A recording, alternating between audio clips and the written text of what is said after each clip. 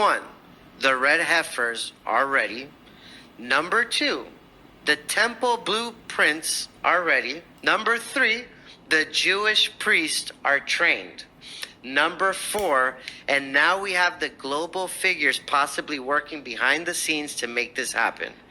What happens next? So basically, if the red heifer is sacrificed in 2025 in April, and if the political conditions align, we could be looking at the beginning of something massive, the rebuilding of the third temple. And the moment the third temple is in place, we know that prophecy says the Antichrist will enter and declare himself as God, as we just read previously.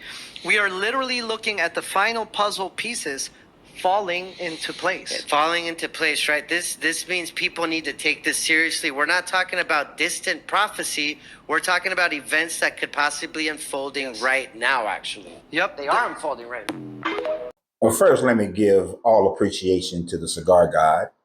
And for those who, the one person who donated to the cigar fund, I want to thank you for your donation to the cigar fund, for paying your cigar tithe, so to speak. I appreciate that, Deacon Second Third. Now, this red heifer prophecy that they call it is actually an attempt for Christians to validate their religion. You see, Christians often claim that, hey, we have faith, we don't need proof, and faith is the absence of proof. But yet, they have gravitated to this red heifer so-called prophecy and the actual prophecy of the building of the third temple to try to attach their Armageddon to the entire deal. Now, let me break it down for you. The first thing you have to understand is that the prophecy, the red heifers, are not a prophecy. The red heifers are actually a sacrificial ritual that the Levitical priests must go through in order to cleanse themselves, in order to operate in the third temple, in Judaism. And this actually has absolutely nothing to do with Christianity. This has everything to do with Judaism and their ways of practicing their religion.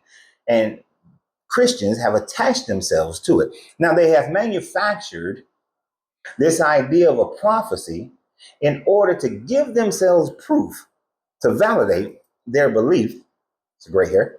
To validate their belief in Christianity, when they claim that they don't need such things, but yet here they are looking for that exact thing. So the red heifer mixed in, his ashes mixed in with some other ingredients and oils and things of that nature, some water, is a cleansing, has nothing to do with Jesus' return.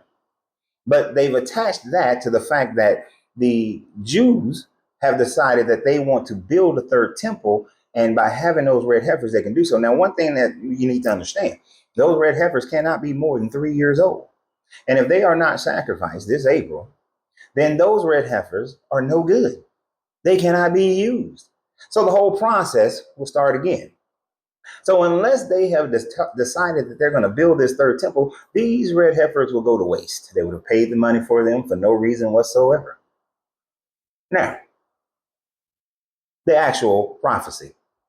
The gentleman in the video stated that as soon as the third temple is built, the Antichrist will set himself up inside that temple. But that's not how Revelation reads. Revelation says that the Antichrist won't go into the temple until he's already been on the throne of the world for 3.5 years. That's right. 3.5 years will go by after the temple has been built before he goes inside the temple, suffers a head wound, and then is resurrected and take his place as the forebearer of the devil, of the beast, so to speak. Well, that has nothing to do with the red heifers. But they see the building of the temple in conjunction with the red heifers as prophecy, but it is not prophecy at all. You see, this should let us know that this whole thing about an end time is a false prophecy. You see, for hundreds and hundreds and hundreds of years, of thousands of years, they have prophesied that the end time is now. Revelation talks about Nero coming back and persecuting Christians as the one who suffered a head wound but did not die. And after Nero did not return, of course, every level of denomination have pronounced that the end time is near. They said it was going to be on this date. They said it was going to be on that date, and all of them failed. But none of them ever were in conjunction with the third temple being built.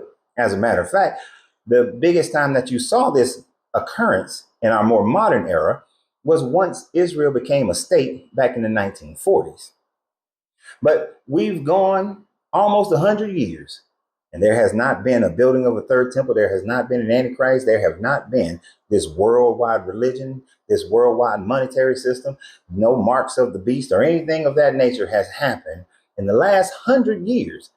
But now they got a new little fake prophecy, the red heifers.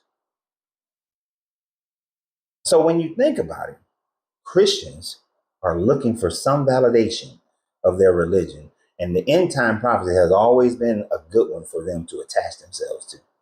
Now, as we who have deconstructed from this religion, we realize that all of these are just manufactured, fake proof prophecies in order for them to feel more confident in their religion, to use fear as a way to get people to come on over to their religion, to use fear as a way to keep people within their religion by letting them know and telling them that this end time is going to happen in their lifetime and they're going to die. And they better get their life right with Christ before it happens. But when you analyze the situation in fullness, you recognize that it is all just fugazi. None of it is fact. And this is why it gives us even more credibility towards our deconstructing from this religion. So once again, thank you for the cigar donation. The cigar guys are happy now. Big smoke, big smoke. And always remember, you have to free yourself to be yourself because your greatness is non-negotiable. Good journey, good vibrations.